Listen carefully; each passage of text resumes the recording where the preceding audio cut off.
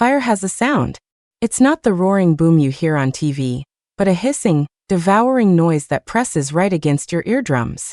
It licked at the wooden door frames, popping and cracking like a million hungry locusts chewing through my life. My hair caught fire first, giving off the sickening stench of singed protein. Then came my skin. The searing heat blistered every inch of me. The pain was like being thrown alive into a vat of boiling oil. I lay on the living room floor, my legs pinned under a collapsed beam, choking on thick smoke. Every futile breath felt like swallowing razor blades. My vision was blurred by black smoke and scalding tears, but I could still clearly see the two figures at the door. My husband, Gary, and my twin sister, Susan. 35 years of marriage. I had been like a perpetual motion machine, giving everything to this family. I nursed his sickly mother, raised our rebellious son, and managed all his social obligations so he could climb the corporate ladder in peace. And my sister Susan? She had been the princess of our family since childhood. She was his sister-in-law in name, but in reality, she was more like the other mistress of this house. "Gary, I'm scared," Susan's cry, with that trademark pitiful tremble, was like a needle piercing straight into Gary's weak spot. The fire was growing, and the doorway was the only way out. Gary's face was written with struggle. His eyes darted back and forth between me and Susan. In that moment, I still held on to a shred of ridiculous hope. I was his wife, the mother of his child, the woman who had shared his bed for 35 years. He would save me. He had to. Then I saw his choice. He rushed toward Susan, scooped her tightly into his arms, shielding her with his body, and kept reassuring her. "Susie, don't be scared, I've got you." They were leaving. They were going to walk right past me, toward the only exit. In that instant, my heart hurt more than my burning body. I reached out, using the last of my strength to grab his pant leg, my throat forcing out a raspy, broken sound. "Gary," he looked down at me. There was no love in that look, no pity, not even a hesitation, only disgust and resolve. To get Susan out faster, he lifted his foot, wearing the leather shoe I had polished for him countless times, and stomped down hard, mercilessly, on the back of my hand. The sound of cracking bone was audible, but I couldn't feel the pain anymore. He stepped on my hand, held my sister, and rushed out of the inferno. I lay in the flames, watching his back disappear. Through the thick smoke, I clearly heard him screaming her name. "Susie! Susie! Not Sarah!" My world turned to ash in that moment.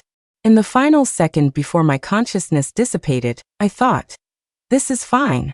What I owed this family, along with this life, is now paid in full. Suddenly, my eyes snapped open. What greeted me wasn't the fires of hell, but a familiar ceiling patterned with pale yellow flowers.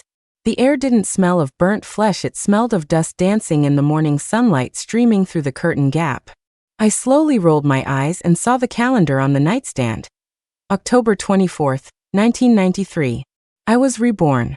I sat up slowly, looking down at my hands. They hadn't been devoured by flames or crushed by a leather shoe. Although rough from years of housework with enlarged knuckles, they were whole. I was back. Back 1 month before the accidental fire that would take my life. There was no huge rush of ecstasy at surviving a disaster.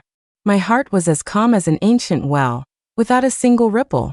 In my past life, that fire had burned away not just my body, but the last shred of affection I had for this world. I threw off the covers and stepped barefoot onto the cold concrete floor. The mirror reflected a pale, exhausted face. 38 years old, fine lines already crowding the corners of my eyes, a gaze filled with dissolving numbness. This was me, Sarah. A woman who had dedicated half her life to her family, only to be used as a stepping stone. Gary's voice came from outside the door, carrying his usual waking up arrogance. "Sarah, are you up? Hurry up with breakfast. I have an important meeting at the office today, I can't be late." Immediately following was Susan's voice from the guest room, whining sweetly. "Sis, I want that pork and century egg congee you make. Put extra pork floss on it, okay?" They didn't know yet. The Sarah who responded to their every demand had died in the fire. I didn't answer. I just stood there, staring quietly at myself in the mirror, and then pulled a cold smile, the first smile in 35 years that was just for me. This time, I chose to leave. No tirfelakiesaschens, no hysterical revenge. I was going to uproot myself from their lives in the calmest, most absolute way possible. I would let them have what they wanted, let these two soulmates live together happily ever after. And I would fly far away to live a life without them. After all, my absence would be the greatest punishment for them. On the first day of my rebirth, I acted no differently than usual. At 7 a.m. sharp, I served Gary his breakfast. A bowl of millet porridge heated just right, 2 tea eggs, and the pickled vegetables he loved from Mr. Wong's shop downstairs. "Why are you so slow today?" he complained while tying his tie, not even looking up. I didn't apologize like I usually would. I just placed the chopsticks gently by his hand and said, "Eat. It's getting cold." My voice was calm, devoid of emotion. He seemed to sense something, looking up to frown at me, but the urgency of his schedule stopped him from thinking too much. He ate hurriedly and went to work. Then came Susan. She walked out of her room rubbing her eyes, wearing a lace nightgown. Seeing the plain white porridge on the table, she immediately pouted. "Sis, where's my pork congee?" "Didn't make it," I answered, clearing Gary's dishes. "Why not?" She stomped her foot, her tone full of disbelief. "I told you I wanted it. You always make it for me." "Didn't feel like it today." I looked at her, my eyes flat. Susan froze.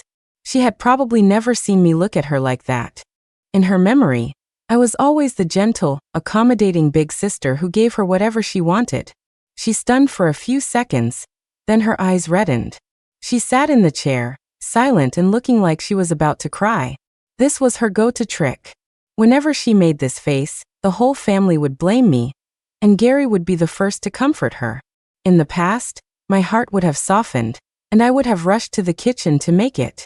But now I just put the wash bowl in the cabinet, turned around, and went back to my room, closing the door. I heard Susan's suppressed, aggrieved sobbing outside. I heard it, but my heart would never be moved by it again. Back in my room, I locked the door and dragged a dusty wooden chest from the deepest part of the closet. This was the dowry my mother gave me when I married. Inside were some heirlooms she had left behind.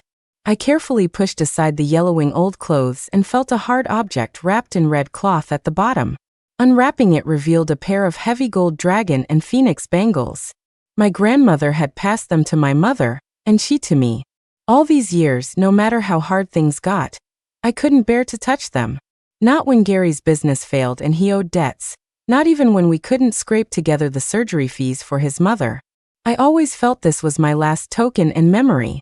But now it was my ticket to a new life. I hid the bangles on my person and dug out an old envelope. It was yellowed with age, bearing foreign stamps, sent by Uncle Simon. Simon was a distant comrade of my father's, his closest brother in arms. After my father passed, our families kept in touch for a few years. Later, in the early 80s, Simon's family immigrated to the United States.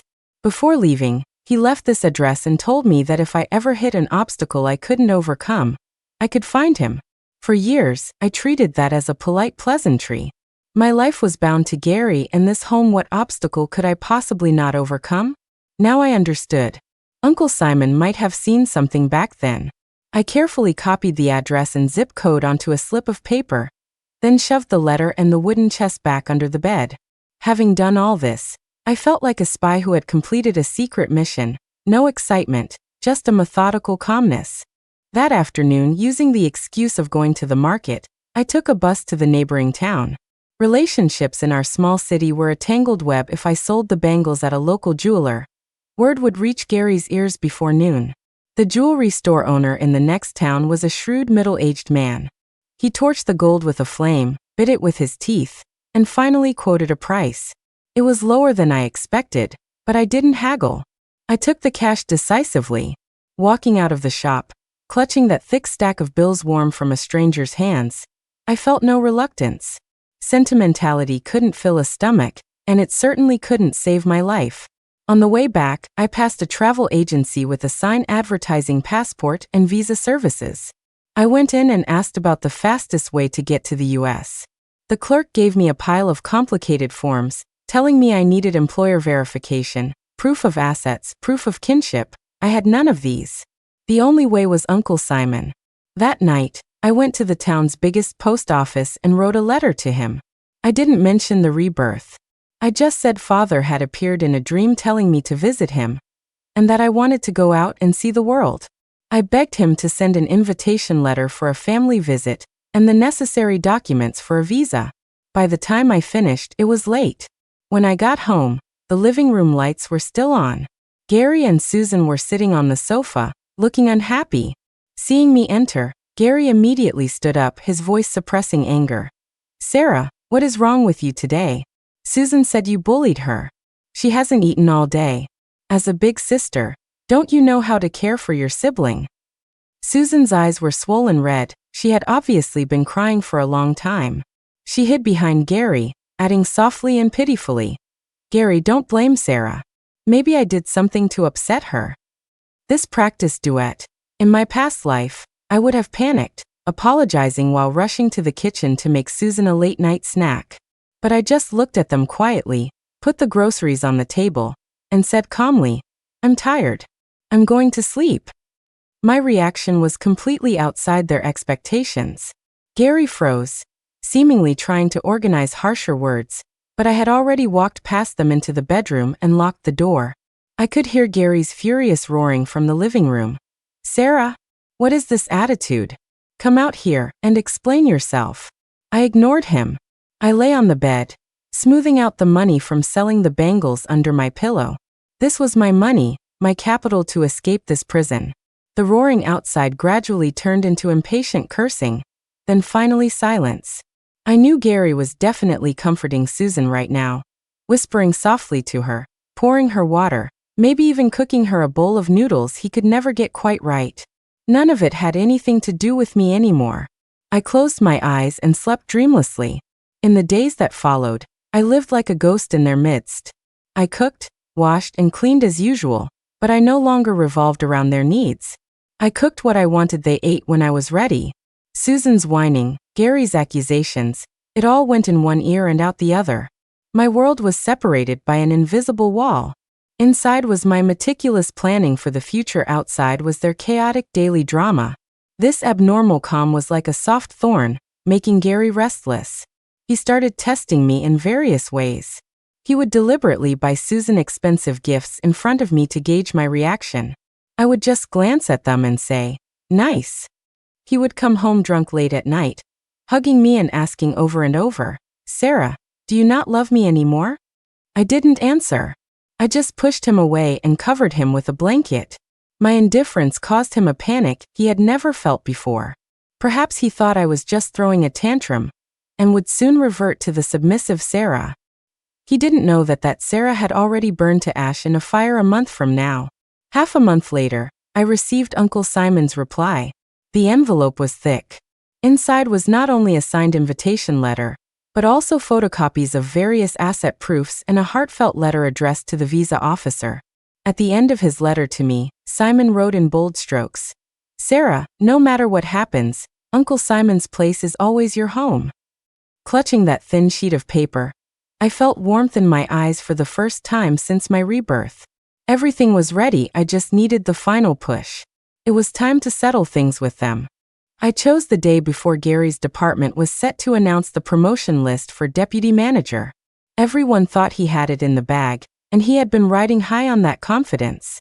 I told him that to celebrate his promotion in advance, I wanted to cook a big dinner and invite his parents over. His parents meant his parents' mine had passed long ago. For years, I had treated his parents with the same filial piety as my own. Gary was very satisfied with my suggestion, his smile looking almost genuine. He probably thought this was my signal of surrender, proof that I was finally ending this bizarre Cold War and returning to the role of the virtuous wife. He patted my shoulder, his tone gentle. "You always think of everything. Thanks for your hard work, Sarah." I smiled and said nothing. That afternoon, I spent the last of my pocket change. I bought the pork belly he loved, the aged liquor his father liked, the soy sauce bones his mother loved to gnaw on. And for Susan, oh, Susan wasn't picky. She liked anything as long as someone else peeled it for her. I shut myself in the kitchen, the exhaust fan roaring like it was playing the finale of my 35-year career as a housewife. I made braised pork, Oil-braised prawns, steamed sea bass, sweet and sour ribs, a table full of food, almost entirely their favorites. I put extra care into every dish, as if pouring half a lifetime of culinary skill into this one meal. This was both a farewell dinner and a period mark I was drawing for myself. At 6 p.m., Gary arrived with his parents on time. His mother started nitpicking the moment she walked in. "Oh my, why is the house so messy? Sarah, don't you know how to tidy up? Gary is so busy with work, and you just enjoy your leisure at home, can't even do the housework right." I turned a deaf ear, smiling as I invited them to sit. Susan came out of her room dressed up like a peacock, affectionately hooking her arm through Gary's. "Gary, you look so handsome today." Gary clearly enjoyed it, his face blossoming into a smile. The family sat down happily, as if the coldness of the past 2 weeks had never happened. At the table, my father-in-law raised his glass spiritedly, saying, "Once our Gary becomes deputy manager, he'll be a leader. Sarah, you have to take even better care of him. Don't drag him down." My mother-in-law placed a large chunk of braised pork in Susan's bowl, saying lovingly, "Susie, eat more. Look how thin you are. Unlike some people who sit at home eating idle rice, getting strong as an ox." I kept my head down, shoveling plain white rice into my mouth, saying nothing. Gary cleared his throat, smoothing things over. "Mom, we're eating." "Why say that? Here, Sarah, you have a piece of meat too." He placed a piece of fatty pork in my bowl, his tone carrying a charity-like tolerance. Everyone enjoyed that meal except me. They loudly discussed Gary's bright future after the promotion, planning to swap for a bigger house, buy a new car. In their blueprint, I was still the background scenery, the nanny responsible for cooking, cleaning, and serving them in their prosperity. I listened quietly, like watching a farce that had nothing to do with me. Only when the wine was drunk and the food was eaten did I slowly put down my chopsticks. I stood up, went into the bedroom, and came out holding a document. I gently placed it on the lazy Susan and spun it in front of Gary. "What's this?" he asked, puzzled and tipsy. "Divorce agreement."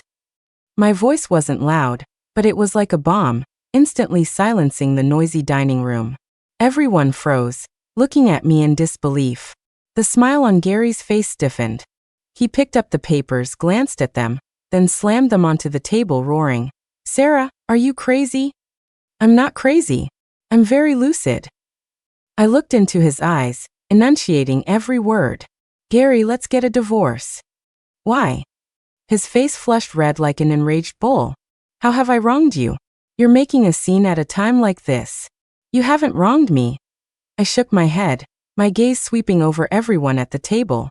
"I have wronged myself." I turned to my mother-in-law. "Mom, all these years I've served you, prepared for your old age. I owe you nothing." I turned to my father-in-law. "Dad, when you were hospitalized, I stayed awake for 3 days and nights to care for you. I owe you nothing either." Finally, my gaze landed on Susan, who was looking at me in terror, as if recognizing this sister for the first time. "Susan, I raised you. I never shortchanged you on food or clothes. Even your college tuition was money I earned working odd jobs. I owe you even less." Finished, I looked back at Gary, my tone as calm as if discussing the weather. "I don't want the house. We don't have savings anyway. Take whatever you want from the house. I have only one requirement. We go to the Civil Affairs Bureau tomorrow to process the papers." The room was deadly silent. They were stunned by my rebellious speech. Finally, my mother-in-law was the first to react. She slapped her thigh and began to wail. "Oh my God, there's no justice. What sin did the Gu family commit to marry such a jinx? Just as Gary is about to be promoted, you come to ruin it. What kind of heart do you have?" Gary snapped out of it too, pointing at my nose and cursing. "Sarah, don't take my kindness for granted. I'm telling you, I don't agree to this divorce. Don't even think about it." I didn't argue. I just looked at Gary quietly, then spoke slowly with a tone that was almost cruelly distinct. "Thank you for your hard work these 35 years. Wasting so much time on a boring woman like me. Not anymore. From now on, you and your family should live happily together." With that, I turned and walked back to my room, locking the door again. This time, I ignored the cursing, begging, and hysterical crying outside. I knew that the moment that door closed, the old world had completely collapsed, and my new world was arriving. They thought I was just venting, pulling another cry-scream-threaten stunt for attention. The next morning, when I walked out of the room pulling a beat-up suitcase, they realized I was serious. Gary hadn't slept all night, his eyes bloodshot. He blocked the door, voice hoarse. "Sarah, do you have to do this? Years of marriage, and you're throwing it away just like that." Marriage. I looked at him, finding it almost funny. Gary, ask yourself, is there really any affection left between us? Or just habit? The habit of you summoning me and dismissing me whenever you please. He was speechless. My mother-in-law rushed from the sofa, grabbing my arm, starting her emotional blackmail. "Sarah, Mom knows I was wrong before. I have a sharp tongue, don't take it to heart. If you leave, how will this family live? Gary is a man, he can't do anything, and Susie is still little." "She's not little. She's 3 minutes younger than me." I calmly pried her hand off. "Mom, don't worry. When I'm gone, Susie will take care of you. She's so kind. She loves her Gary so much, she won't ignore you." My words were like a knife piercing through the fake warmth. Susan's face went red then white, hiding behind Gary, afraid to look at me. Gary's patience finally ran out. He stepped forward, trying to grab my suitcase. I said, "I don't agree to the divorce. You're not going anywhere today. Let go." My voice turned cold. "I won't. If you dare walk out this door today, we will see what happens." I cut him off, staring straight into his eyes. "Gary, do you think I'm still the Sarah who does whatever you say?" I didn't waste any more breath. I turned to the living room drawer and pulled out a thick notebook with a worn cover. "What's that?" He looked at me warily. "The ledger." I opened the first page, where elegant handwriting recorded, March 1978, Gary's mother sick, borrowed $300. May 1980, Gary's brother's wedding, gift money $500, paid by me. I turned the pages one by one, reading entry by entry. From the start of our marriage, every major expense in this house, from toys for nephews to renovations for the in-laws' old house, most of it was paid for by money I saved from odd jobs and frugality. 1992, Susan wanted a dress, $180. Gary said, "Your sister doesn't like to dress up. She won't use it, just buy it for Susie." When I read the last entry, the living room was silent. Gary's face was purple. His mother turned her head away in guilt. I closed the ledger and placed it gently on the coffee table. "I don't want you to pay this back. I just want to tell you from the first day I married into this family, I have been giving endlessly. Now, I don't want to give anymore. I don't owe your family anything." I pulled my suitcase and walked around them toward the door. This time no one dared to stop me. My steps were firm and steady. Behind me were their shocked, angry, yet speechless stares. Just as I grabbed the doorknob, Susan suddenly rushed up and hugged me from behind, wailing loudly, "Sis, don't go. What will I do if you leave? I can't do anything. I won't be able to take care of Gary and Mom and Dad. I beg you, don't go." Her cry was shrill, full of dependency and terror. This was perhaps the only honest thing she'd said in her life. She knew better than anyone that once I left, the umbrella that sheltered her and cleaned up her messes would vanish, and she would have to face the trivialities and filth of life herself. I stopped, but I didn't look back. With a near-cruel calm, I pried her fingers off me, one by one. "Susan," I said, "it's time you grew up." The door closed, shutting all their voices behind it. Walking down the stairs, the morning sun stung my eyes. I didn't look back. I knew there were eyes watching me from the window upstairs, but I didn't care. Severing roots is painful, but only by doing so could I, a tree hollowed out by parasites, sprout anew in fresh soil. Dragging my suitcase, I walked into the city's morning fog, toward a future full of unknowns and hope. After leaving that house, I didn't go straight to get my visa. I knew Gary wouldn't let it go easily. He would lay traps at the Civil Affairs Bureau, and at any relative's house I might run to. I checked into the cheapest motel in town. The room was cramped and damp, with only a creaky single bed and a battered desk, but this small space gave me a sense of safety and freedom I'd never felt before. I organized my visa materials over and over to ensure nothing was missing. Then I waited. I waited for the mandatory cooling-off period to pass, and for Gary's patience to run out. Just as I expected, for the first few days, my pager was flooded with messages from Gary. First came angry demands. Sarah, where are you? Do you want this family or not? Then threats. I'm telling you, if you don't come back, I'll go to your workplace and make a scene, ruin your reputation. Then it turned to compromising persuasion. Okay, stop messing around, come back. I know you felt wronged, I'll change, okay? Finally begging. Sarah, I was wrong, please come back, the family really can't function without you. I didn't reply to a single one. After a week, the messages slowed down. He realized these methods didn't work on me anymore. During this time, Susan sent word through mutual friends, weeping that the house was in chaos, my mother-in-law had fallen ill from anger, and Gary was burned out, begging me to return. I just asked the friend to pass back one sentence. That is your life, it has nothing to do with me. A month later, the waiting period ended. I timed it perfectly, waiting at the Civil Affairs Bureau the minute they opened. Gary didn't show. Maybe he thought I wouldn't dare, or maybe the mess at home kept him occupied. I called his office and told him if he wasn't there in 10 minutes, I would send copies of our divorce papers and that ledger to his newly appointed boss's desk. In those days, a man who abandoned his wife and child couldn't get far in politics. Within 10 minutes, Gary appeared at the door, face pale. He said nothing, just glared at me with poisonous eyes. We didn't speak during the process. When the clerk handed me the green divorce certificate, I saw his fists clench so tight the veins popped. Walking out, he finally snapped, grabbing my arm and gritting his teeth. Sarah, are you satisfied? Hardly satisfied. I calmly pulled my arm back. I just took back what belonged to me, freedom. You'll regret this, he hissed. Without me, without this family, you are nothing. Is that so? I looked at him with a faint smile. We'll see. I turned and walked away, giving him no chance to speak again. With the divorce certificate, I immediately went to the provincial capital to submit my visa application. Because Uncle Simon's documents were complete, and my reason for visiting a sick elder was compelling, the process was incredibly smooth. While waiting for the visa, I enrolled in a crash course for English, absorbing knowledge like a dried sponge. I knew language would be the first cornerstone of my new life.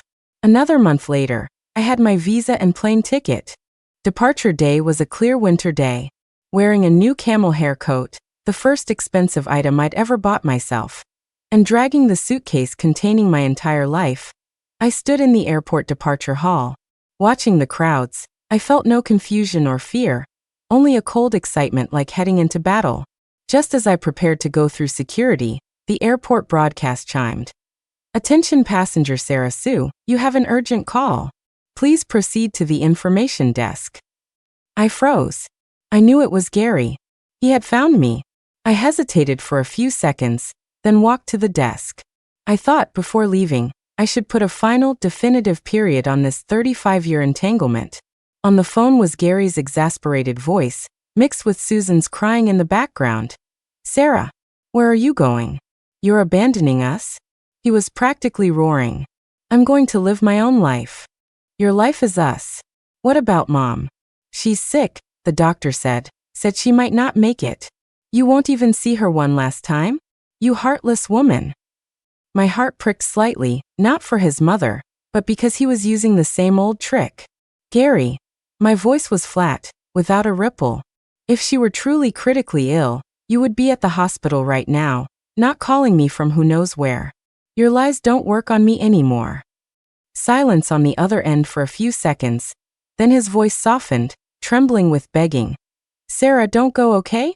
I can't live without you. This family can't function without you. Without me, you'll just live uncomfortably. But without myself, I will die. The boarding announcement sounded, calling passengers for the flight to the U.S. I'm leaving, I said. Gary, goodbye. And I mean that literally. I didn't wait for an answer. I hung up, turned to the security checkpoint, and shut that world of lies, blackmail, and despair behind me forever. The plane taxied, accelerated, and thrust into the sky. I watched the city I had lived in for 38 years shrink until it was a blur. I didn't shed a tear. I just leaned back, closed my eyes, and felt a freedom I had never known. Goodbye, Gary. Goodbye, Susan.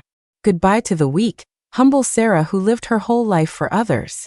Flying over the ocean, the plane landed at JFK International Airport in the evening local time. Walking out, the massive culture shock and language barrier hit me like an invisible wall. Strange faces everywhere, ears filled with a language I didn't understand. December in New York was bone-chilling. I pulled my coat tighter, but the cold rose from within my heart. My life, from this moment on, was resetting to zero. Uncle Simon and his wife, Aunt Linda, were there to pick me up. Seeing them, warmth finally surged in my heart. Simon looked much older than I remembered, but his spirit was hale, his eyes gentle like my father's. Aunt Linda was a warm, straightforward Shanghai woman. She gave me a huge hug. "Child, you've suffered." She patted my back, speaking in accented Mandarin.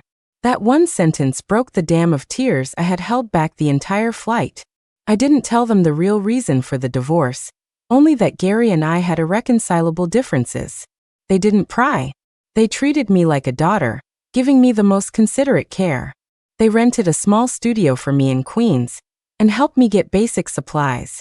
Simon stuffed a thick envelope into my hand. "Sarah, this is a loan from your uncle. Pay it back when you're settled. Don't be polite, or I'll get angry." Clutching that envelope, I knew it was my lifeline. I didn't refuse, I just bowed deeply. This kindness, I would remember for a lifetime. The early days were incredibly hard. The little English I learned in the crash course was useless in real life. I couldn't understand the supermarket cashier, couldn't read bus signs, couldn't even order a meal. I felt like a toddler in the land of giants, terrified of everything. To survive and to pay Simon back, I needed work immediately. But with no degree, no skills, and no language, my only option was bottom-rung physical labor. I went to Chinatown. The familiar characters and dialects gave me a shred of security. I found a dishwasher job in a crowded, greasy Chinese restaurant. The owner, a shrewd Cantonese man, looked me over and said in broken Mandarin, 10 hours a day, $10 an hour, one meal included. You do it. I'll do it. I answered without hesitation. And so, I became a dishwasher at the Jade Garden.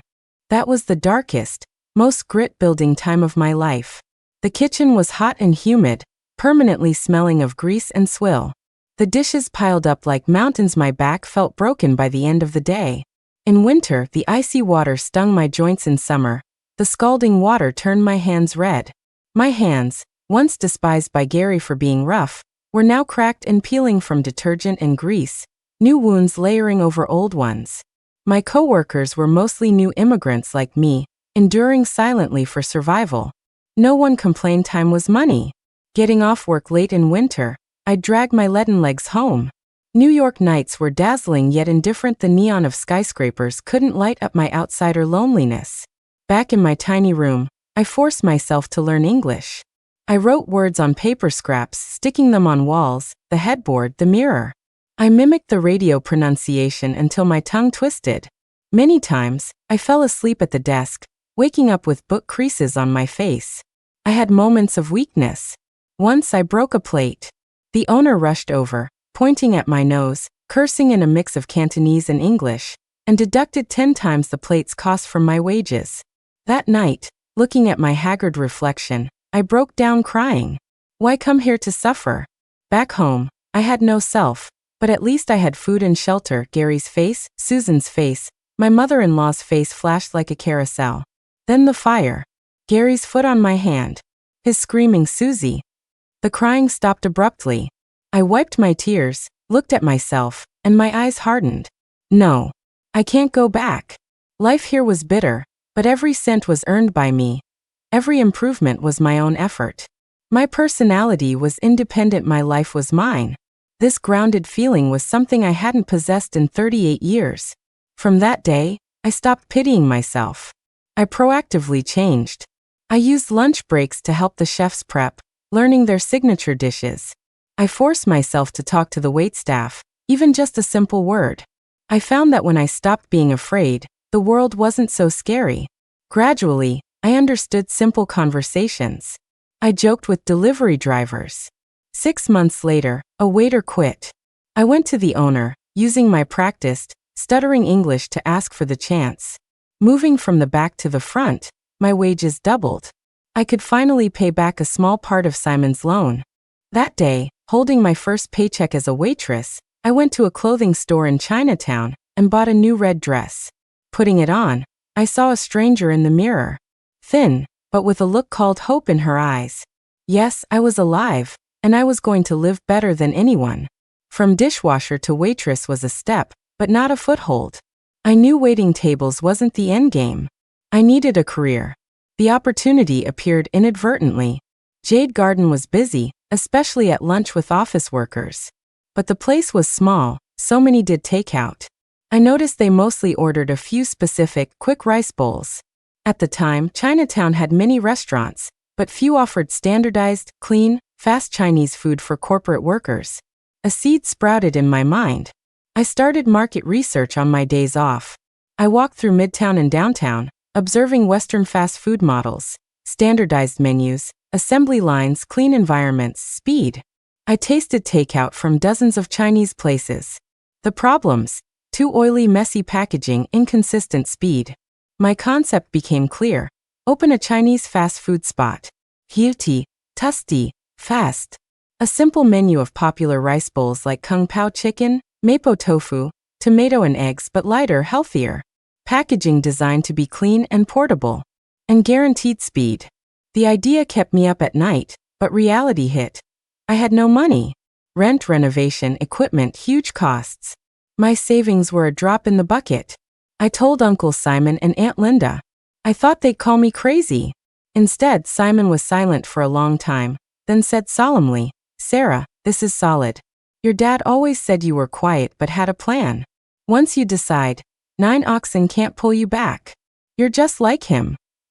Linda added excitedly, "Yes, we Shanghainese love good business sense. You've got it. Don't worry about money." Their trust moved me beyond words. Simon took out his savings. Linda sold jewelry she'd kept for years. They said, "This isn't a gift, it's an investment. We're shareholders waiting for dividends." Holding that check, I swore, "Uncle Simon, Aunt Linda, if I lose your money, I'll work like an ox for you for the rest of my life." With funds in hand, I moved fast. I rented a tiny storefront near Wall Street. I painted walls and laid floors myself. I bought second-hand furniture. I refined my recipes, adapting my Jade Garden skills with Western health concepts. I adjusted the Kung Pao chicken recipe a dozen times until flavor, color, and speed were perfectly balanced. I slept 3 hours a night, winding myself tight like a clock. 2 months later, Land's Kitchen opened. Day 1 was dismal, sold less than 20 portions. Closing up, looking at the unsold food, panic set in. Had I failed? Then Simon came. He said nothing, just ate a bowl of Kung Pao chicken. Wiping his mouth, he said, "Tastes good. Cleaner than the old-timers in Chinatown. Don't rush. Good things take time." The next day, I didn't give up. I packed a dozen sample boxes and ran to the biggest office building nearby, handing them out for free in the lobby. The sleek packaging and aroma attracted attention. The effect was instant. Day 3, a line formed. Day 4, the line went out the door. Day 5, we sold out by 1 p.m. Land's Kitchen was a hit. Clean, delicious, fast, fair price. Word spread through Wall Street. People drove across town for my mapo tofu. My life flipped. I was busy from procurement to cashiering. I hired 2 helpers, but kept the sauce recipes to myself. At the end of the first month, after costs, I netted $5,000. Holding that cash, my hands trembled. This was my first pot of gold, earned with my own wisdom and sweat. That night, I closed early. I walked into a high-end department store on 5th Avenue I'd never dared enter. I bought a well-tailored cashmere coat. It cost a week's profit. But standing in the mirror, I knew it was worth it. The woman in the reflection stood tall, eyes bright. Despite the fatigue, a confidence radiated from her bones. I was no longer Sarah who needed to depend on anyone. I was my own mountain. Once the business stabilized, I paid back Simon and Linda within a year, plus a hefty dividend. Linda beamed. bragging to her card buddies about her business genius niece. 2 years later, I bought a small condo in Brooklyn with a sunny balcony. I furnished it warmly. I finally had a real home in this strange city. During this time, Simon went back to China for business. He visited my apartment upon return, hesitating before speaking. "Sarah, I saw your sister Susan." My hand holding the teacup paused, but my face remained calm. "MH. I didn't want to tell you, but Linda said you should know. Not to make you look back, but to let you see clearly how right your choice was." Simon had met Gary at a business dinner. Gary looked old and haggard, half gray hair, none of his former spirit. He drank alone, barely speaking. Simon heard that after the missed promotion, Gary made constant errors at work and was shunted to a useless department to rot until retirement. I felt nothing. It was expected. When a man spends his energy on petty family drama, his career naturally fails. After dinner, I saw Susan picking him up, Simon sneered. "She's changed too. Fat tacky." She saw me froze, then rushed up crying. From Simon's retelling, I pieced together the scene after I left. The Gu household had collapsed. Susan couldn't cook or use a washing machine. The house smelled of takeout and instant noodles. My mother-in-law, sick from anger and lack of care, worsened quickly. Susan stopped delivering meals to the hospital. Gary ran between work and the hospital, burned out. Without me as the buffer, their selfishness collided. They fought endlessly about chores.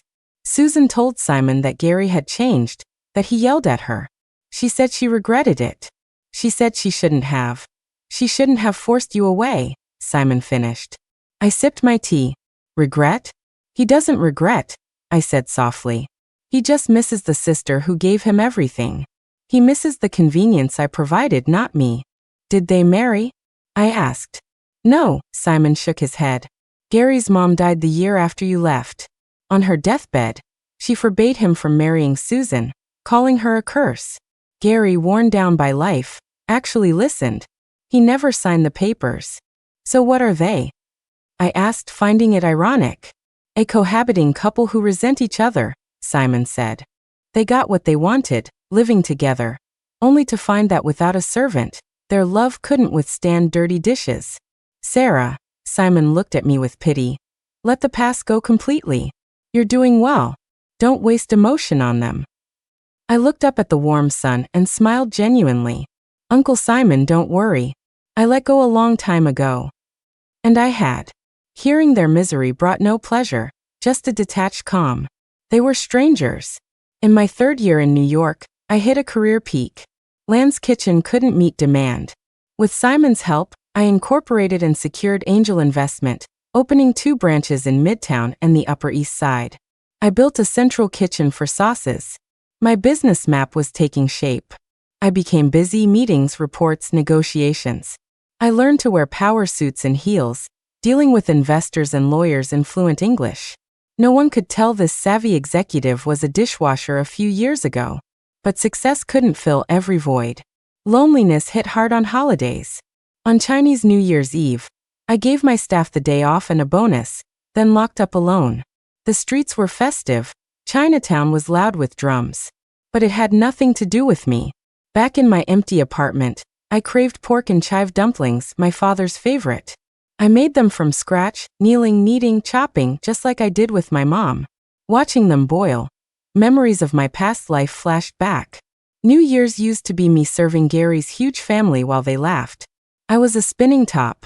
I thought effort bought love. The fire proved me wrong. Plip. A hot tear hit my hand. For the first time since Rebirth, I cried for myself. The loneliness was overwhelming. No family, no lover, no child. I built a kingdom, but had no one to share it with. I ate the dumplings alone. Outside, a firework exploded. Watching it fade, I had an epiphany. Loneliness is life's norm. In my past life, I used marriage to fake belonging. Now I was lonely but whole. I lived for myself. This loneliness was the price of freedom. I didn't need anyone to validate my worth. I raised a glass to the window, and the woman in the reflection. "Happy New Year, Sarah. This is your new life." I slept soundly. I had made peace with solitude.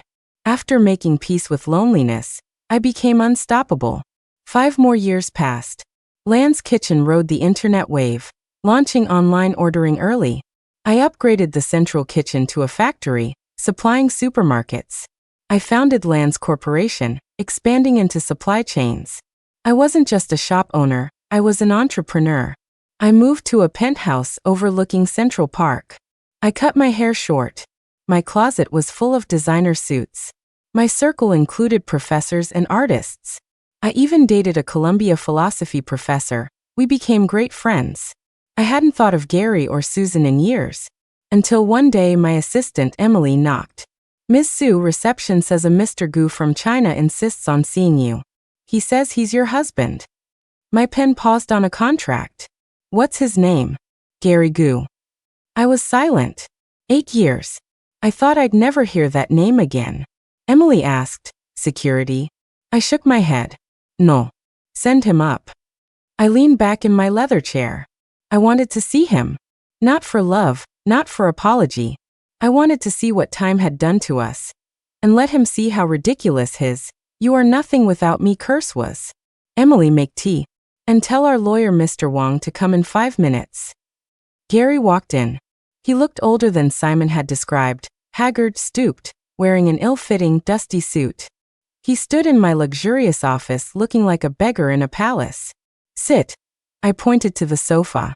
He stared at me, eyes full of shock, regret, and greed. He stumbled forward. "Sarah, is it really you?" "It's me." You're doing." "I'm doing very well." I cut him off. "What do you want?" He stood there rubbing his hands, then did something unexpected. He knelt. A 50-year-old man, kneeling before the woman he once trampled. "Sarah, I was wrong. Without you, home isn't home. I love you." I watched him like a spectator. He started ranting.